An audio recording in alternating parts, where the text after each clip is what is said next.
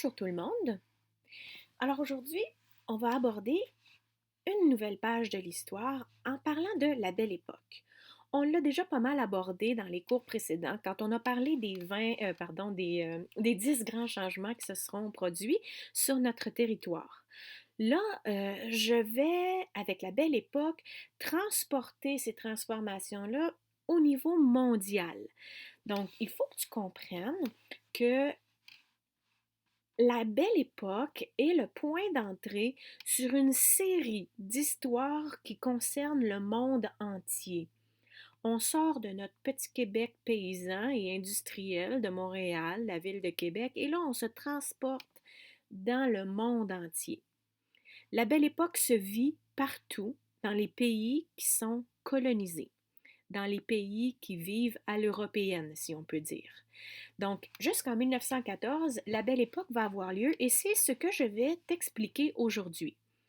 Suivront ensuite la Première Guerre mondiale, suivie des années folles, suivie de la Grande Crise et finalement de la Seconde Guerre mondiale. L'histoire ne s'arrête pas là, mais en 1945, mais je te dirais que pour les besoins de notre cours d'histoire, ma ligne du temps s'arrête là. Ce sont 5 périodes cruciales qui font en sorte que le monde dans lequel on vit aujourd'hui a l'air de ça. Chacun de ces événements-là fait en sorte que le monde s'est construit comme il s'est construit. Alors aujourd'hui, attardons-nous à la Belle Époque, ce moment où tout allait bien. C'est pour ça qu'elle porte ce nom-là. Le début de la période qui s'est appelée la Belle Époque commence avec l'Exposition universelle de Paris en 1889. C'est comme si, pour la première fois, on ouvrait le monde à tout le monde. Une exposition universelle, il y en a toujours aujourd'hui de ça, hein? D'ailleurs, Montréal en a accueilli une immense en 1967. Si j'ai le temps, d'ici la fin de l'année, je te ferai un cours sur l'Expo 67 pour te montrer tout ce qu'il y avait à voir là. C'est à l'emplacement de la ronde d'aujourd'hui. Mais en 1967, ils avaient construit une île pour que tous les pays du monde, en fait, ceux qui étaient intéressés, viennent exposer ce qu'il y avait de nouveau dans leur pays ou pour démontrer au reste du monde comment on vit par exemple en Nouvelle-Zélande ou en Nouvelle-Calédonie, dans l'île de la Réunion, en, en Afrique du Sud, peu importe. On démontrait au reste du monde comment on vivait. Aujourd'hui, ça peut paraître un peu désuet, bon, par rapport avec la télé et Internet, je suis capable de tout savoir ça, c'est vrai. Mais ça n'existait pas tout ça dans le temps. On avait quelques journaux avec quelques illustrations. La photo commençait à faire son apparition. On n'avait qu'une très vague idée de ce qui se passait dans le reste du monde. Ce qu'on avait comme explication, c'était les récits de l'un et de l'autre, de ce qu'ils avaient vu, un peu exagérés ou pas du tout.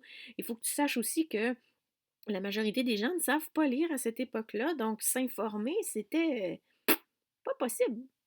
Alors, en 1889, on a fait l'exposition universelle à Paris.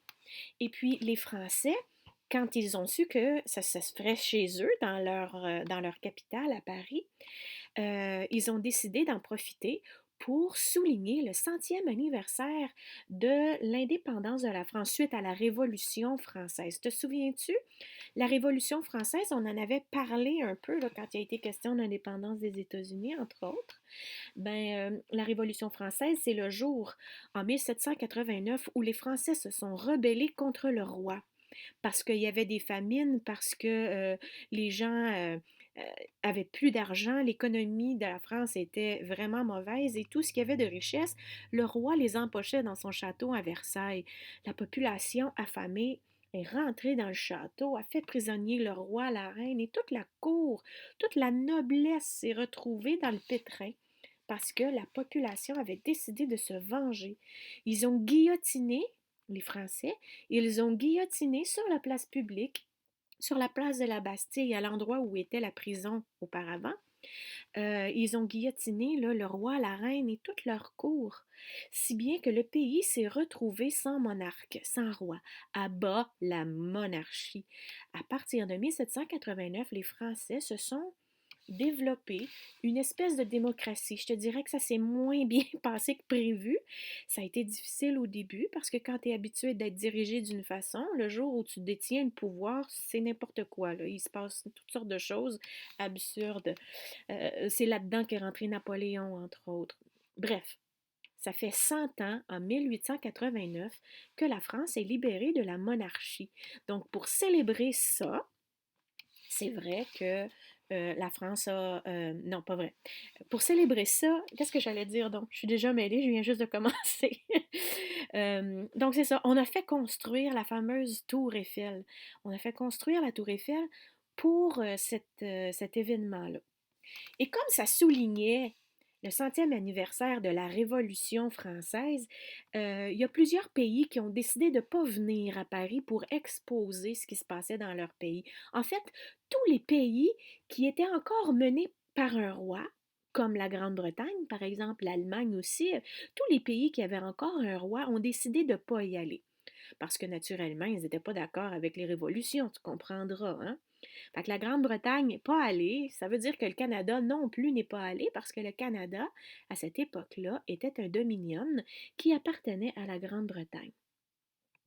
Donc, vu qu'on commence l'ère industrielle, vu que c'est le moment où l'industrialisation prend beaucoup, beaucoup de place dans les grandes villes, ben, cette exposition-là a contenu beaucoup de machines industrielles nouvelles. On faisait connaître au monde entier comment, dans chacun des pays, on évoluait du point de vue des industries. Il y avait aussi eu beaucoup d'artistes français qui ont exposé lors de cette exposition universelle. D'ailleurs, je vais t'en reparler un peu plus loin. Comme je te disais tantôt, c'est à ce moment-là qu'on a fait construire la tour Eiffel. C'était à l'époque le monument le plus élevé sur la planète. Donc, ça fait longtemps que ça a été dépassé, mais quand même, c'était quelque chose d'important en 1889. C'est immense. C'est juste au pied du champ de Mars. C'est près de la... Comment ça s'appelle donc? La grande rue, là. J'ai oublié, peu importe. C'est en plein centre de Paris, finalement. Et les Parisiens, quand ils ont vu comment ça commençait à s'ériger au centre de la ville, ils ont été outrés. Ils voyaient là-dedans juste un tas de ferraille. Ils appelaient ça de la dentelle de fer. Ils trouvaient ça extrêmement laid, mais vraiment trop gros. C'était disproportionnel à côté des maisons qui étaient juste à côté. Tu peux voir, là, observe les maisons juste à côté, c'est tout petit. On n'avait jamais rien vu d'aussi gros, donc les Français ont vraiment détesté voir ça s'ériger dans leur ville. Ils ont tellement chialé, fait des manifestations et tout, que les responsables de l'exposition universelle avaient juré qu'à la fin de l'exposition, ils la démontraient, la tour Eiffel. La population était vraiment pas contente. Mais comme ça a attiré plein de monde, puis que c'est devenu comme le symbole de la ville après l'exposition universelle, ben finalement, on a décidé de la garder. Je dirais que une chance, hein? Aujourd'hui, quand on parle de Paris, on ne peut la dissocier de sa tour Eiffel, qui a été construite, pensée, architectée, je sais que ça se dit pas, mais c'est ça, par Gustave Eiffel. Et c'est ça. À cette époque-là, la tour Eiffel, par ses 357 mètres et demi, était la plus haute construction qui n'ait jamais existé. C'est spécial, hein? Moi, je l'ai visité. C'est vraiment chouette. C'est très, très chouette. Et quand tu es tout en haut de la tour, tu peux observer Paris d'une façon exceptionnelle. C'est de toute beauté. C'est construit juste en avant du palais de Chaillot. Fait que tu as un palais juste en dessous quand tu observes d'en haut. C'est impressionnant. Voilà. Au Québec, pendant ce temps-là, ben, c'est ce qu'on a dit. Il y a des syndicats qui se forment dans les entreprises, les industries s'installent dans les grandes villes. On va faire des réformes en éducation et en santé. On va permettre aux enfants d'avoir l'éducation gratuite. On va ouvrir certains hôpitaux. On va s'occuper des jeunes enfants. On va stopper ça, cette mort infantile qu'il y a, là, un enfant sur deux ou trois qui décède avant l'âge de 3 ans. C'est épouvantable. Et il va y avoir une grande vague d'immigration. On en a parlé, hein, la population va augmenter beaucoup durant ces années-là. Pendant 15 ans, il y a eu 3 millions d'immigrants qui sont arrivés au Canada. La moitié de ces 3 millions-là sont partis vers l'Ouest canadien. Et puis, il y a plusieurs nationalités qui arrivent. Il n'y a pas juste des Anglais, là. Arrivent des Italiens, des Polonais, des Russes. Et ces gens-là vont aller s'installer dans un nouveau territoire qui vient d'ouvrir grâce au chemin de fer. Le chemin de fer fait en sorte que des familles russes, il y en a eu plusieurs d'ailleurs, qui sont allées s'installer en Saskatchewan ou au Manitoba pour les fermes qui sont là-bas. Ils vont cultiver le blé. Ils sont spécialisés dans les grains, dans les céréales. Donc, ça aussi, c'est arrivé durant la Belle Époque. Ça s'est poursuivi durant la Belle Époque. Et puis, ben, à la Belle Époque, au Québec, la religion catholique, elle est très, très, très présente, contrairement à nos cousins français, là, pour qui c'est une époque de laïcisation. La laïcité, c'est le fait de, comme on est en train de faire au Québec, c'est d'enlever la religion des écoles, c'est de permettre aux gens de croire en ce qu'ils veulent, mais de ne pas en faire un cas de société. Chacun fait ce qu'il veut chez eux, puis dans ses croyances, puis on n'achale personne avec ça.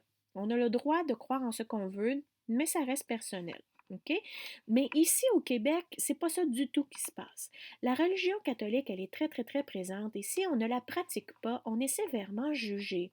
Pas nécessairement en prison, mais par le regard des autres, par le rejet de ta communauté. C'est, c'est très, très intransigeant, la religion catholique à cette époque-là, je te dirais. La religion va superviser les écoles et les hôpitaux à cette époque-là aussi. Donc, tu as des religieux et des religieuses qui sont très présents dans notre société au Québec à la Belle Époque. Alors, on a des personnages importants qui ont vécu durant la Belle Époque. Ce monsieur-là, il s'appelle Henri Bourassa. C'est un personnage important en ce sens où il a été le fondateur du premier journal sur notre territoire qui s'appelait Le Devoir. Et Le Devoir, il existe encore. Bon, il est numérique, mais quand même, c'est le même journal qui poursuit sa belle vie. Moi, j'aime beaucoup Le Devoir. C'est le journal que je préfère lire. Euh, fait que c'est ça, c'est lui qui l'a fondé. C'est un personnage important. Et puis, ben, il est le grand-père de Robert Bourassa, ou le père, je ne sais plus, un ancien premier ministre du Québec. On a ici un autre personnage important avec une grosse moustache. Faut croire que les grosses moustaches étaient à la mode à l'époque. Ouf! Ça devait chatouiller, ça, hein? Le deuxième personnage que tu vois, il s'appelle Alphonse Desjardins.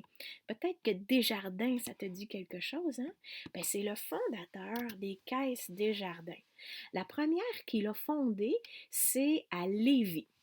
Contrairement aux banques, les caisses populaires, c'était des c'était une coopérative. Ce que ça veut dire, dans le mot coopérative, tu as le mot coopération.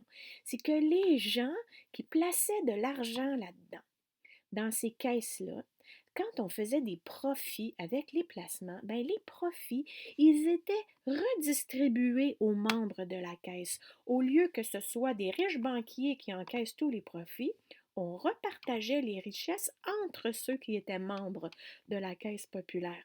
Ça a permis ça, ces caisses populaires-là, aux agriculteurs pauvres dans les campagnes de pouvoir s'enrichir un petit peu. Avec les profits qu'ils faisaient en mettant leur argent dans la caisse populaire, plusieurs ont réussi à s'acheter des machineries agricoles pour devenir de meilleurs producteurs. Donc, meilleurs producteurs, meilleur rendement, plus d'argent, plus de placements, plus de ristournes. Ça, c'est ce que la caisse redonne ses profits, on appelle ça une ristourne. Plus j'ai des ristournes, plus je peux m'améliorer. Et bref, C'est comme si, grâce à Alphonse Desjardins, les agriculteurs du Québec ont pu avoir une meilleure vie. C'est pas rien, hein? Puis aujourd'hui, les caisses populaires des jardins existent toujours. Et ça, c'est bien de chez nous. C'est né ici, au Québec, à la ville de Lévis, et ça s'est étendu partout sur notre territoire québécois, les caisses populaires des jardins. Voilà pour deux personnages importants. On est en pleine période de croissance industrielle, hein, on en a largement parlé, et ça fait en sorte ça que la consommation va changer. Nos habitudes de vie vont changer. Avant, on se contentait de ce qu'on avait. Maintenant, on en veut toujours un peu plus. C'est très différent comme mode de vie. Avant, posséder, c'était moins important qu'aujourd'hui. Aujourd'hui, on travaille parce qu'on veut posséder une belle maison. On travaille, on veut gagner de l'argent parce qu'on veut posséder plusieurs voitures, plusieurs paires de souliers, plusieurs télévisions, tout ce que tu voudras. Notre système euh, économique n'est basé que sur finalement faire des profits pour pouvoir se procurer plus de choses. Et ça, ben, ça a commencé avec la révolution industrielle. Parce qu'avant, même si tu voulais 18 paires de souliers, écoute, le cordonnier du village, là, il en faisait 2 paires par jour. That's it, that's all. Puis il y avait un seul modèle pour femmes, un seul modèle pour hommes, puis un seul modèle pour enfants. Avec l'apparition des machines, là, au lieu de faire 2 paires de souliers par jour, on en fait jusqu'à 300 par jour. Parce qu'on a de la machinerie qui nous permet de travailler plus vite.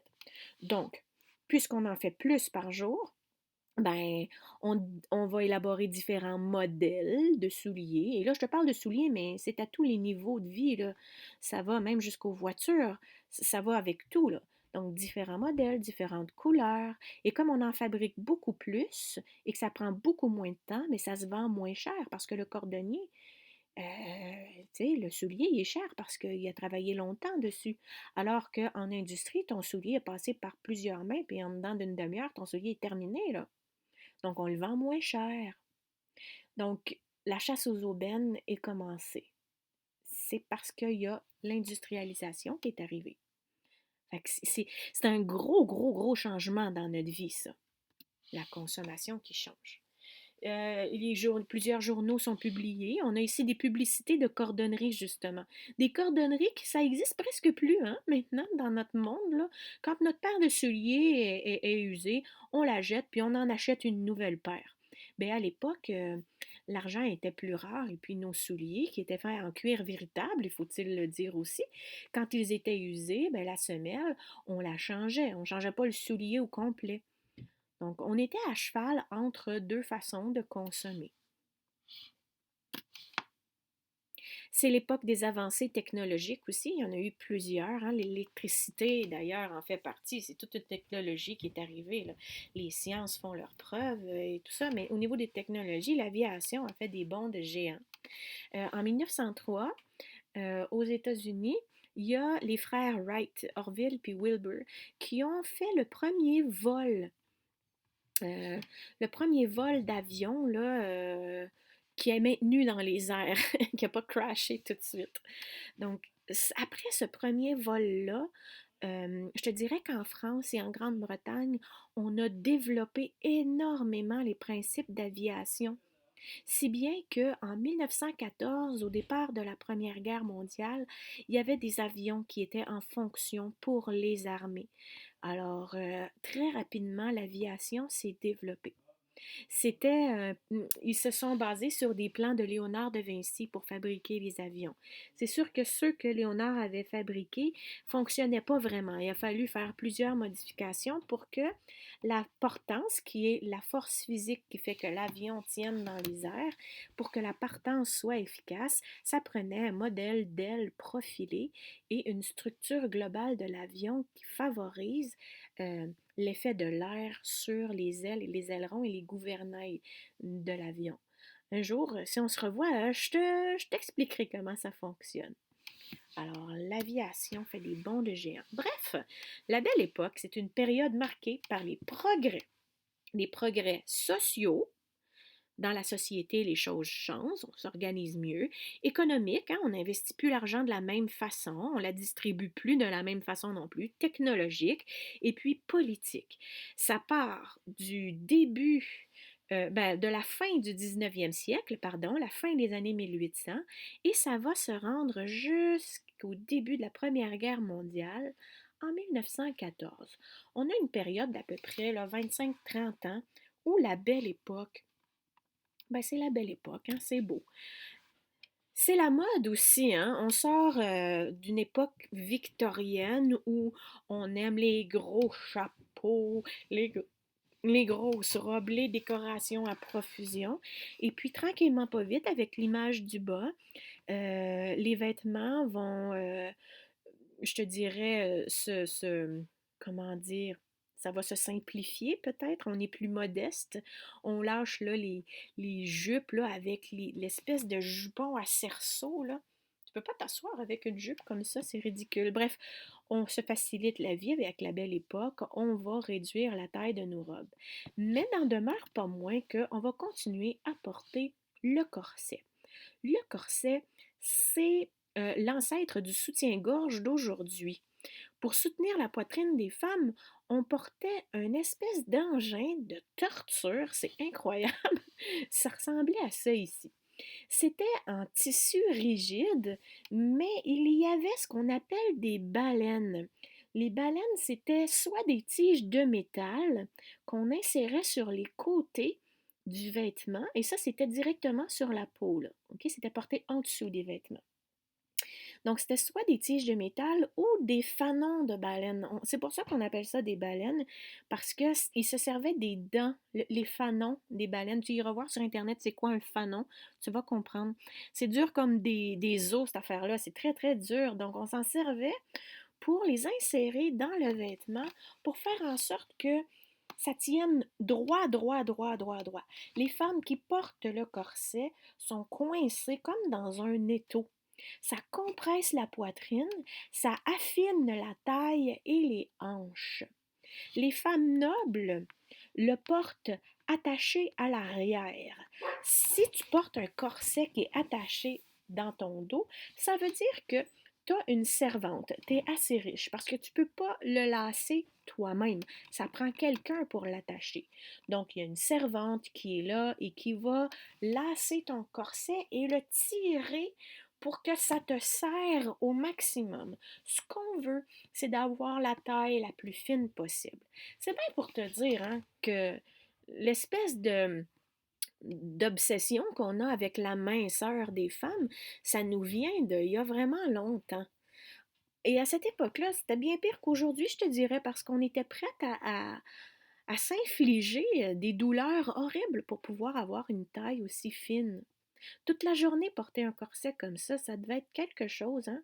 Certaines femmes le serraient tellement qu'elles avaient du mal à respirer. Ça arrivait fréquemment que des femmes perdaient connaissance parce que leur corset était trop serré.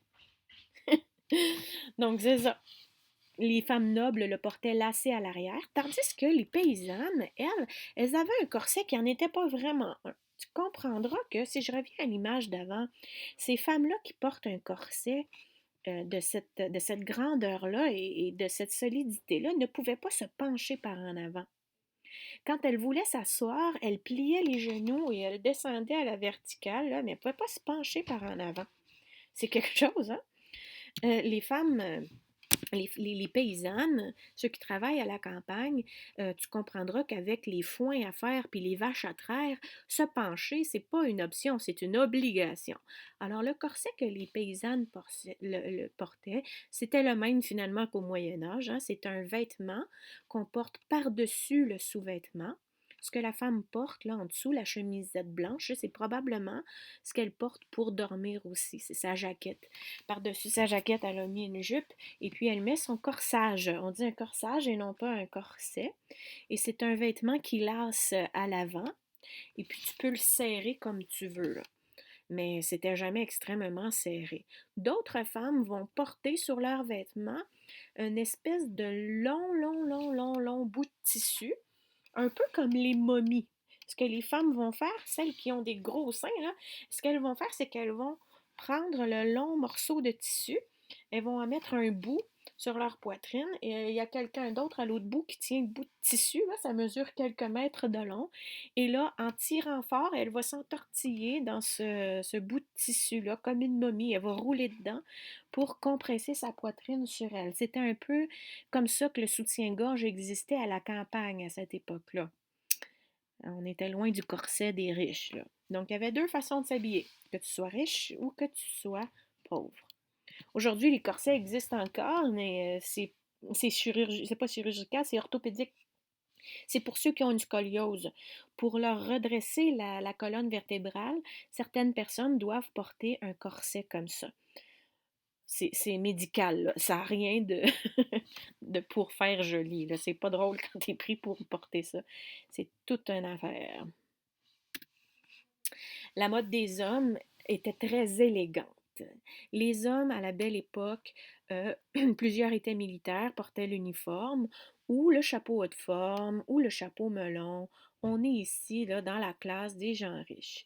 Même chez les pauvres, le dimanche, l'homme porte le veston, le pantalon, la chemise et le col empesé. Le col, il était séparé de la chemise. Le col, on mettait une espèce de liquide là-dessus qui faisait en sorte qu'il devenait dur comme du carton. C'était de l'amidon. C'est comme une sorte de farine. C'est du maïs. C'est de l'amidon. Je ne sais pas comment dire ce que c'est. De l'amidon et de l'eau. On fait tremper le bout de tissu là-dedans. Et quand ça sèche, pardon, ça fait toc toc. C'est solide, solide. Donc, le col, il était très raide, très droit et collé au cou. On pouvait ajouter un nœud papillon, une cravate ou pas du tout. Et puis, c'était comme ça qu'on portait la chemise à l'époque, le col séparé du reste. C'est spécial, hein? Les hommes portaient une canne, la plupart. C'était pas parce qu'ils étaient handicapés, c'était quelque chose de chic à l'époque. Je veux te parler des arts qui ont émergé à cette époque-là. La belle époque est synonyme de nouveau style. T'sais, on a une nouvelle consommation, on s'habille de nouvelles façons, on pense de nouvelles façons. La monarchie est plus là, donc on est plus libre de penser ce que l'on veut et de créer comme on veut. À la belle époque vont apparaître de grands artistes français qui, justement, comme je te disais, ont exposé à l'exposition universelle. Toulouse-Lautrec. Et ce qu'il y a de bien, c'est que ces toiles-là, aujourd'hui, nous montrent des scènes de la belle époque et ça nous aide à comprendre comment on s'habillait, comment on vivait. Tu vois, au Moulin Rouge, c'était un cabaret à l'époque à Paris qui était très, très, très fréquenté. Les gens allaient voir des spectacles là-bas et c'était des spectacles comme on n'en avait jamais vu avant. Ça chantait, ça dansait. Les filles portaient des costumes où on voyait leurs cuisses. Et là, c'était quelque chose. Donc, on était dans une toute nouvelle façon de penser. Édouard Manet aussi, un bar aux Folies Bergères où on voit là, le vêtement de la femme ici en question. On voit son corset, hein? On le voit pas, mais on l'imagine très bien, là. Ensuite, Auguste Renoir, je ne sais pas si tu as déjà entendu parler de Renoir ou de Monet, Claude Monet, juste à côté. Ces deux artistes-là ont marqué la belle époque parce qu'ils ont inventé un nouveau style de peinture, un nouveau style de, de rendre l'image. Au lieu d'avec son pinceau frotter sur la toile pour lécher la peinture, ils font des taches de peinture, des taches de toutes sortes de couleurs. Quand tu es près du tableau et que tu observes de près, tu vois tous les coups de pinceau. Et quand tu recules, le dessin t'apparaît. C'est vraiment particulier. C'est magnifique l'impressionnisme. Va lire sur le sujet, tu vas mieux comprendre ce que je viens de t'expliquer. Sache que Renoir et Claude Monet en sont les, les investigateurs, les pionniers. Ensuite, il y a suivi Van Gogh, qui était aussi un impressionniste à sa façon. Donc, ces deux artistes-là sont des peintres marquants de la belle époque. Au Québec, on a eu Marc-Aurèle Fortin qui a vraiment changé la façon de peindre. Je te dirais qu'au Québec, des peintres célèbres, il n'y en avait pas tant.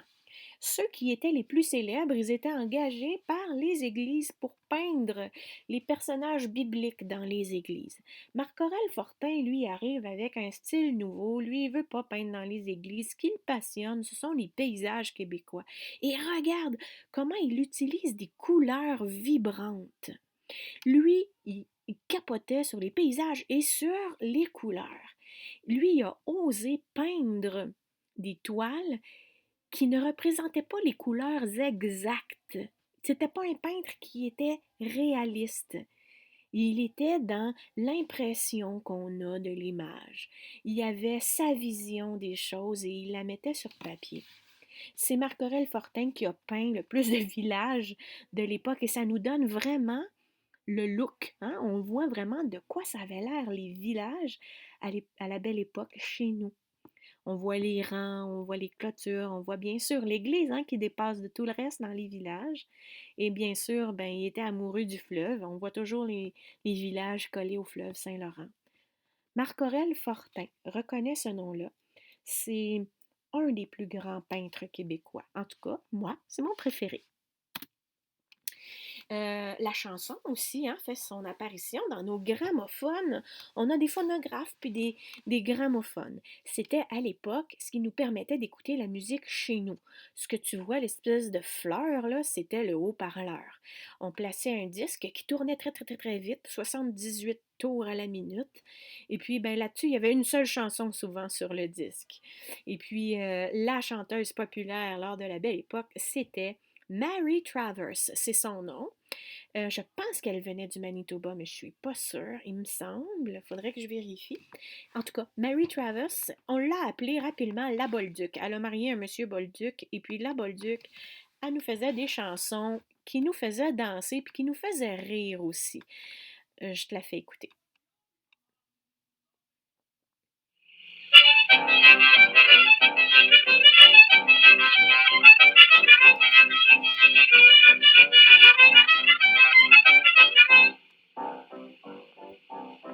Mais voilà mal à manger, j'ai un bouton sur le bout du nez. Quand je viens pour regarder, je vous dis que ça me fait loucher. Je vous assure, c'est bien souffrant, ça me fait du mauvais sang. Je me suis fait une bonne longueur, la guérie n'a pas grand temps, puis j'en ai sur le bout de la langue et qu'il m'empêche de turluter, puis ça me fait bégayer, bégayer, bégayer, bégayer.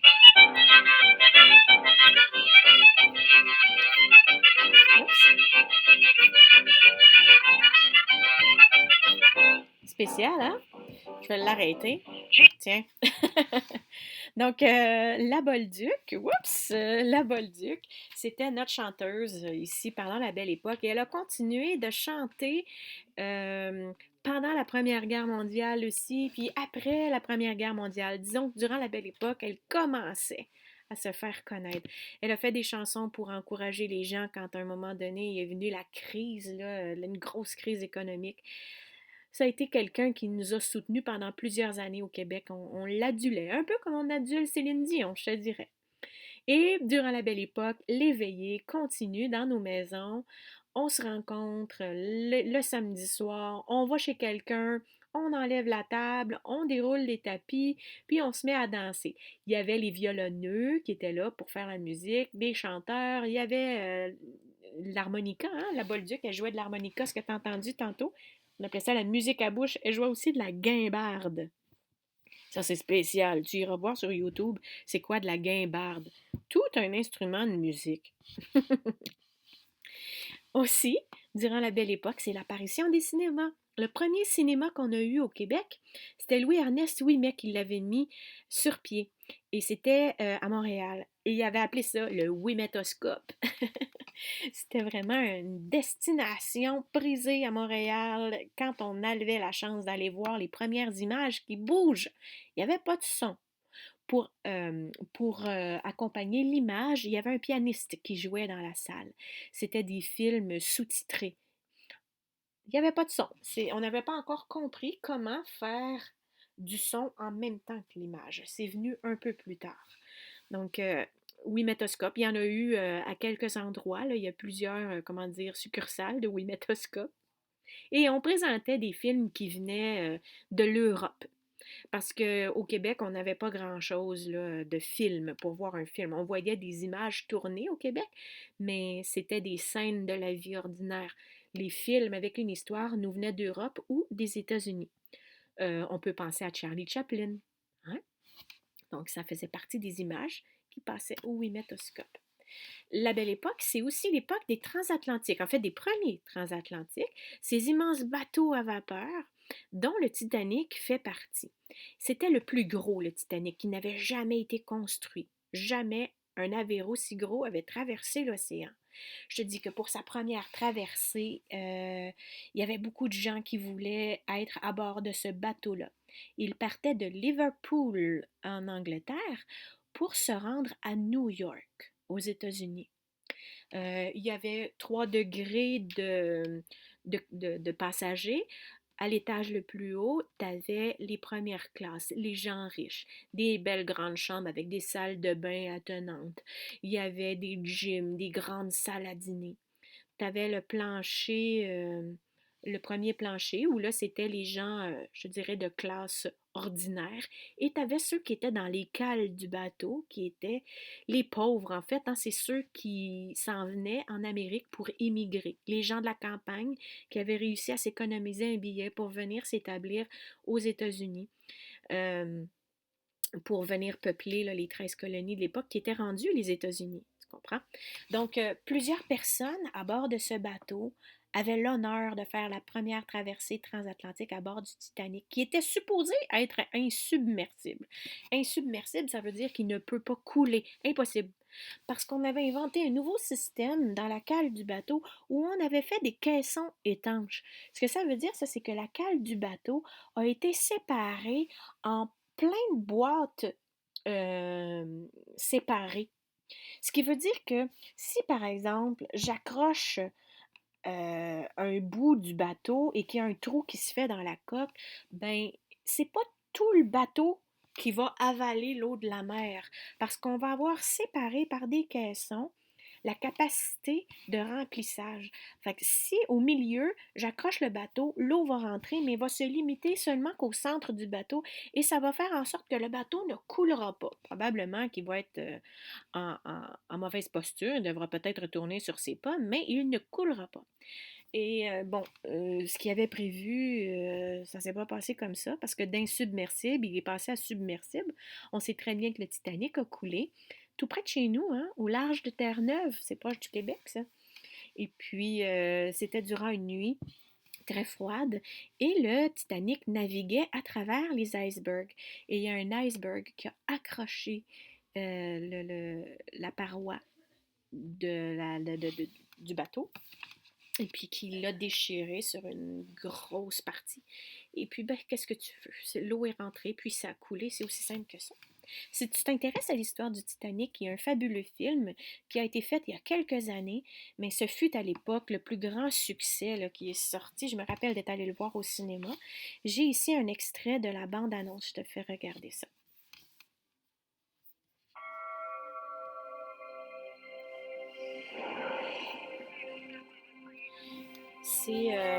On a retrouvé dans les années 90, 80, 89, 88, je ne sais plus, on a retrouvé l'épave du Titanic.